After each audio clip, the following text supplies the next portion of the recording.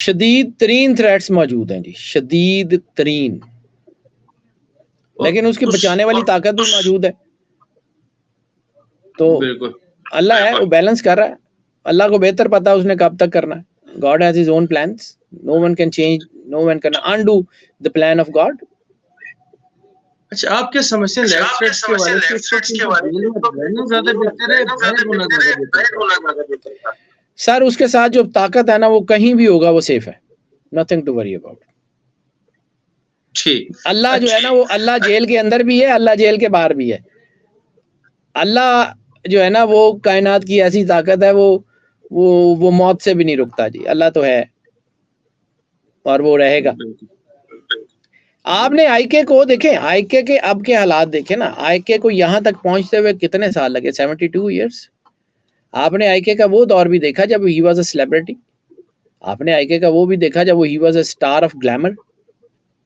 वो आईके और आज का आईके जमीन आसमान का फर्क है।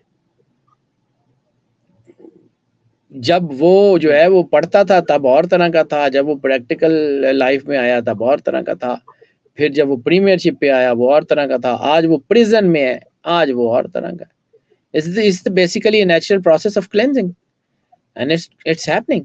वो आईके की भी हो रही है, वो आईके के अलावा बाकी लोगों की भी हो रही है, एज एन पार्टी पीटीआई की भी हो रही है, और वो सिर्फ इनकी नहीं हो रही, बाकियों की भी हो रही है।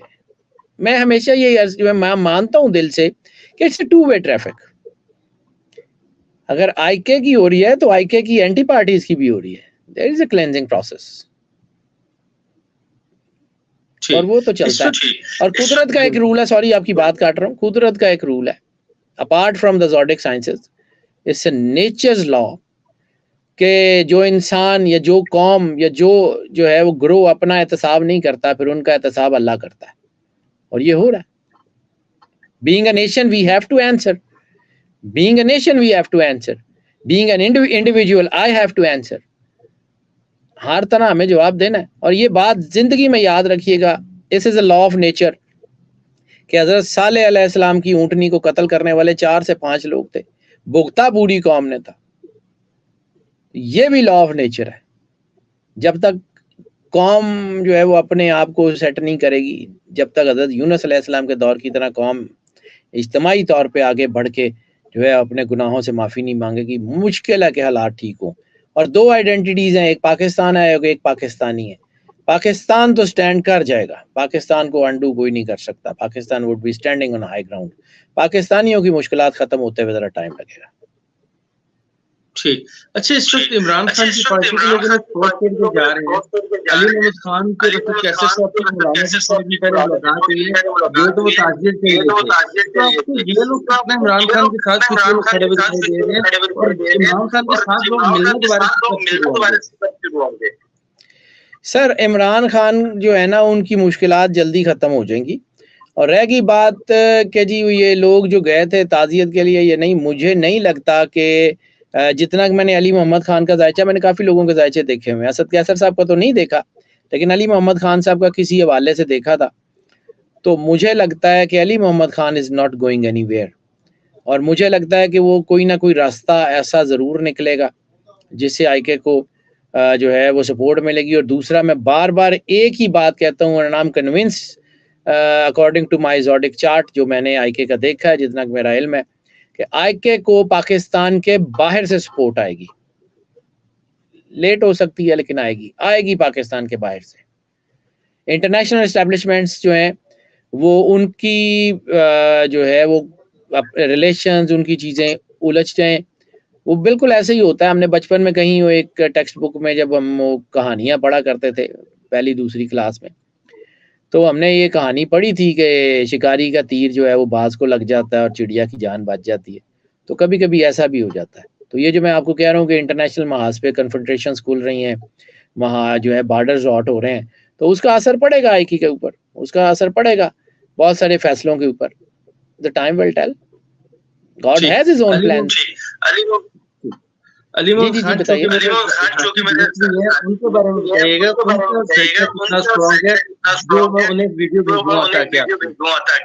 सर अली मोहम्मद खान साहब is a very nice man. मैंने उनका जायचा जो है वो मेरे एक दोस्त हैं साफ़ी हैं, उन्हीं के कहने पे जो है मैंने बनाया था, उन्होंने मुझे उनका कुछ डाटा वाटा दिया था। तो अली मोहम्मद खान के साथ स्पिरिचुअल पावर्स हैं और अली मोहम्मद खान साहब का जायचा बहुत स्ट्रॉन्ग है और मैं एक चीज़ बड़ी क्लियर कट कह रहा हूँ कि अली मोहम्मद खान साहब के साथ कोई ना कोई दुआ है या कोई ना कोई स्पिरिचुअल पावर है और वो पावर भी मुझे इनहेरिटेड लगती है या उनके वालिद या वालदा की तरफ से उनको मिली है। ये आम नहीं है और एक चीज़ बड़ी क्लियर कट है कि Ali Mohammad Khan is going to do something very important for IK in the coming times. Yes.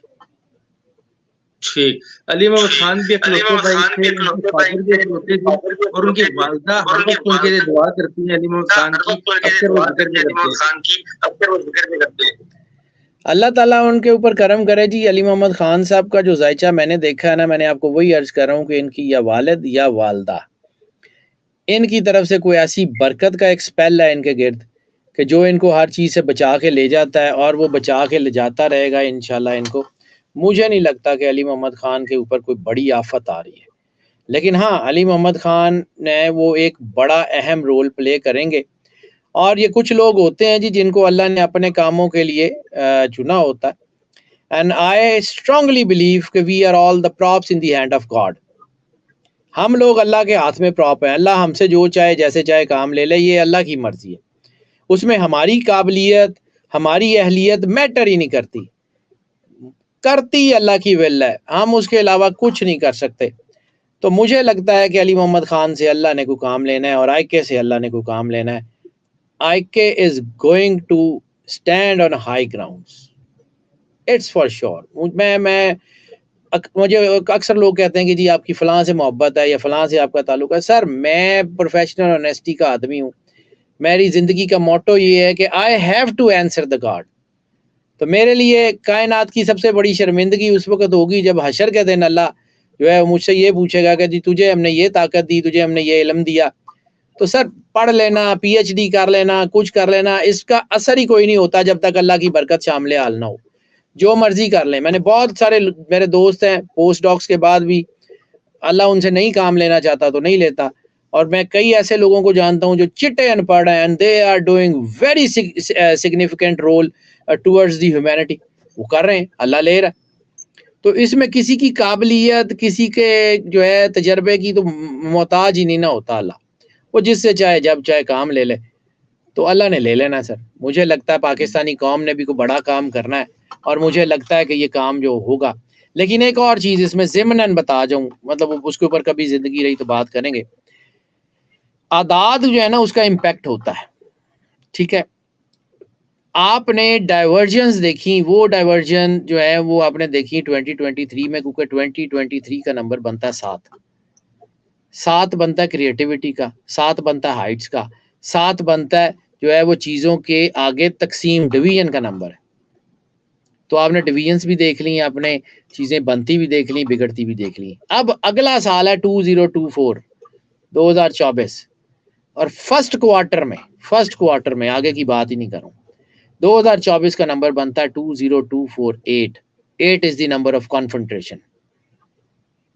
इतने स्टेबल हालात नहीं होते। अब ये दुनिया में जो कॉन्फेंट्रेशन शुरू हो गई हैं 24 में ये बढ़ेंगे।